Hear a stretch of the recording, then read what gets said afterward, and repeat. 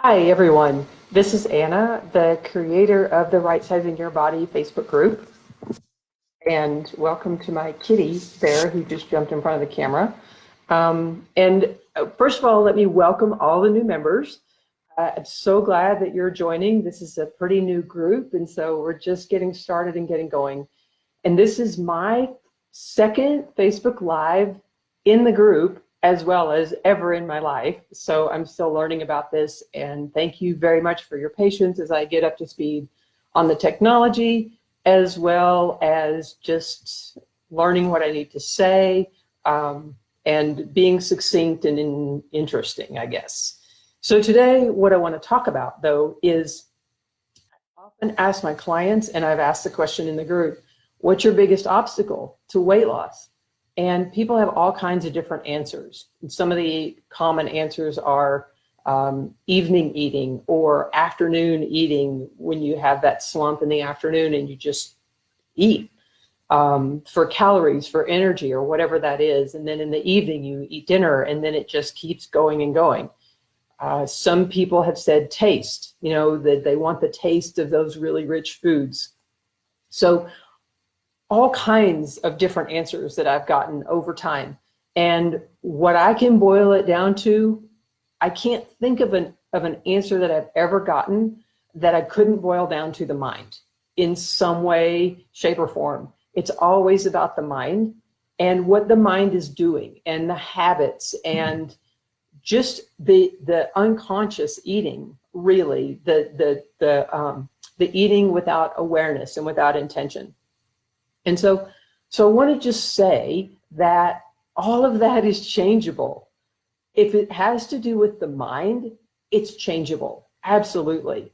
And I want to give you a couple of examples, myself for one, because I grew up in Texas and I grew up with Southern foods. My grandmother was an awesome cook. My mom was an awesome cook. And so I remember sitting in my grandmother's kitchen as a kid and smelling all the smells, and I'll just tell you what she made. She made chicken fried steak, and she made fried chicken and fried eggs and mashed potatoes and cream gravy and biscuits and gravy. And boy, the list goes on and on. And I tell you, I have such amazing food memories. And those food memories are really important to me. I can put myself back in my grandmother's kitchen and smell the smells and feel the warmth, because she had a kind of a small kitchen, so it would get warm in that kitchen, and feel that warmth and know what those tastes were going to be when we all sat down to eat. And also just the love, like in my grandmother's kitchen, how much love there was in that kitchen. It wasn't just about the food. It was this is the way my grandmother grew up. How you show love is that you cook for people. And my mom, then I would go home and my mom would cook kind of different things, but kind of the same, still in small town Podunk, Texas. And so we had all of those really rich, fatty foods. That's what we ate. And I have great food memories, and sugary. We always had dessert. My grandmother was always cooking desserts. My mom was always cooking desserts. So we always had some kind of dessert. So I know what it is to have those kinds of neural pathways in my brain, and I can check back into those right away. And it's so wonderful to be able to feel those memories, and the whole sensory impact of those memories. So it's not just this ephemeral thing, right? It's a memory, and it's completely, fully sensory. And so what happened over time is I realized, hey, wow, all this kind of food isn't really working for my body. And I knew I needed to change. And so what happened over time, and it took me quite a bit of time because I was trying to figure it out myself, right? But it really is all about habits and your mind. If you think your tastes are about your tastes, not really. It's really more about your mind and what your mind expects and what your mind desires. This is the lower mind, okay? The Anyway, I'll say more about that another time, the lower mind. But what I want to say is all this is changeable. Your taste buds are changeable. Your habits, when you eat, when you're eating your trigger foods, all of this is changeable. And here's what it amounts to. What I have found that it amounts to is the pain associated with staying the same or staying on the road that you're on, which is a road to staying the same and degeneration in the body. When that pain is greater than the pain of changing, then you're more likely to change. And that's a really important key. It sounds really simple, but it's actually not. So I'm going to say it again. The pain of staying the same has to be greater than the pain of changing for you to say, okay, it's time to change. Enough is enough. And once you get to that place inside of yourself, then something's going to shift.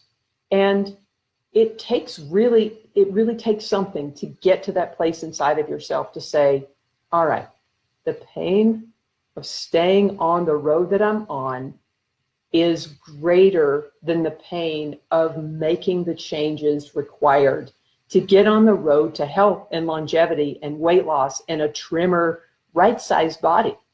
Notice I'm not saying a thin body. It's not about being thin. It's about being the right size for your frame and for your body, and so that you feel good in your body and your cells are vibrating, right? There's my kitty again in the background. Say hi to Riley back there, my orange boy. Let me see. There he is. Anyways, a little aside there, my handsome boy. So anyway, the pain of staying the same is greater than the pain of changing. Now, when you start talking about changing your mind and changing neural pathways and diving in, because there's some of this that has to happen too. You've got to dive into to that subconscious mind, and you've got to uncover these patterns and not necessarily go relive the experiences that created them however many years ago, but something has to happen to get in there and tease apart your subconscious mind, because it's just operating in there under the surface of something. Right? So it's running the show. It's driving you to stay the same. So you've got to lift the lid off of it, and you've got to kind of poke around in there. And that doesn't always feel so good. Sometimes that's actually uncomfortable. But what I want to say is it's possible. It's totally possible. And it's not that once you get started, the anticipation of how horrible it's going to be is often so much worse than it actually is to do it. So if you're thinking, oh my God, that's going to be horrible, I need to have like 6 months of nothing to do so I can just do that, it's not really true. So once you get going, it's not as bad as you think. In most cases, in almost all cases, you can dive in and when you're really ready inside of yourself, like I said before, something inside of you says enough. And that commitment starts to rise up inside of you. And then this diving in process is just part of that commitment to yourself. It's not that difficult. You just kind of have to know how to do it. You kind of have to have the structure of what's the best way to do this? What's the most efficient and effective way? Otherwise, it can take you a really long time because you're just kind of hunting around in the dark, literally in the dark.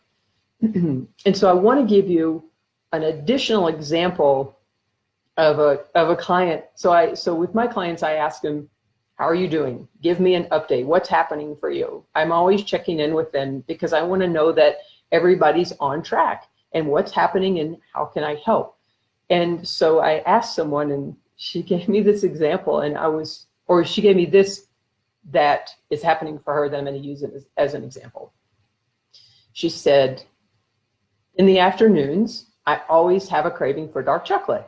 I went, great. And she said, since she started this program that I do with people, since she started this program, she's been like not giving in to that craving. And she said, it's been hard but she's creating new neural pathways in her brain, right? New habits in her brain. And she said, the other day, I gave in to my craving. First she said, my cravings aren't nearly as bad, right? So changing the brain, changing the habits, changing the neural pathways in the brain, right? That's what this is. And she said, the cravings aren't nearly as strong as they used to be. She said, but I'm going to have some dark chocolate. So she got out her favorite dark chocolate, and she said she ate some of it. I don't know how much she ate, maybe a square, maybe a whole bar. I have no idea. But she said, I ate dark chocolate. And she said, number one, it wasn't nearly as tasty as I remember it being. And it wasn't nearly as satisfying as it has been, maybe a month or two ago. And she said, and after I ate it, I got a really bad stomach ache. And I just went, yes, that's what I like to hear, is these foods that really aren't good for the body. She's becoming more sensitive to her body, right? She's gaining body awareness. And this is also what's super important, because the more we eat these comfort foods and these trigger foods, and we eat when we're not hungry, we eat dinner and we just keep eating, right, until it's bedtime, or we eat donuts or I don't know, whatever in the afternoon for that energy kick because we didn't eat a substantial lunch or for whatever the reason. The more we become body aware, the more our bodies are going to be able to tell us, don't eat that instead. You're not hungry, so don't eat. So body awareness is part of the whole process. It's just as we just become so saturated in all these trigger and comfort foods that we completely lose touch with our bodies and what our bodies are trying to say for us or say to us. So one of the things that's super important, another thing, so we're diving into the subconscious mind, we're diving into the neural pathways, we're creating new habits, right? But is becoming body aware.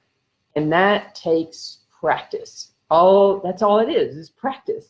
And in doing some body awareness exercises and doing them until you start feeling your body start talking to you. And it really doesn't take that long for your body to start saying, hey, you get a body sensation other than like joint pain or whatever. That's your body saying something to you, and you can dive into that, but we'll talk about that another time. So getting the body sensations and becoming more body aware. And my client, she is becoming more body aware. She got a stomach ache from the chocolate that she used to eat every afternoon.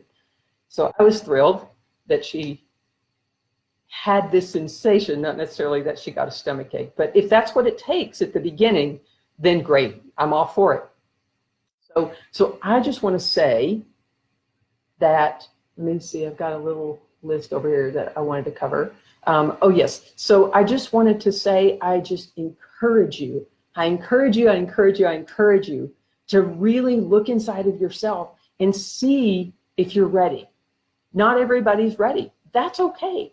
Just hang around in the group, lurk a little bit, engage with some of the posts, figure out what's happening for you, right? Start taking a look inside, because you might, just by joining this group, that might indicate to you that you're getting close to being ready to really take the next step and really create a lifestyle, habits, neural pathways in your brain, dig into your subconscious mind and do all of those things.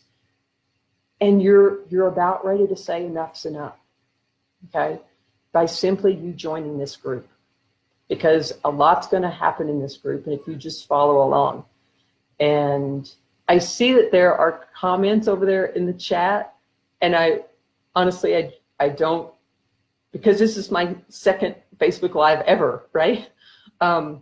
I don't have the bandwidth to get over there and look and see if there are questions or comments that I want to respond to. So what I'll do is I'll look and see after I'm done, and hopefully by my number 3 Facebook Live, I will have the bandwidth to go look at the comments and answer questions if there are questions over there or anything that you'd like for me to respond to. So I just want to say that I acknowledge, thank you for posting, and I'm just a goof. I have to do this one step at a time. So the fact that I got the technology right, you can hear me, you can see me, I'm saying something that might sound a little bit coherent, that's a big success for me. Like I said, I'm a little bit in that way. So anyways, that's all I wanted to say to you today. If you feel like you've gotten to that place inside of yourself where you're saying, okay, enough's enough, private message me and we'll get on the phone and talk about that and see if you are ready for the next step. If you are a good fit for the program that I have. Maybe you are, maybe you're not. But I do want to encourage you that wherever you are is exactly where you need to be. And wherever you are and whatever you think your next step is supposed to be, I just want to encourage you to do that. Take that next step, whatever it is, whatever's the right thing for you, take that next step. If you want some help with that, private message me and we can talk about it. And otherwise, I'm going to sign off now and I will see you in my next Facebook Live. Thank you so much for showing up and I'll read the comments soon. And I hope you have a really nice weekend. See you soon.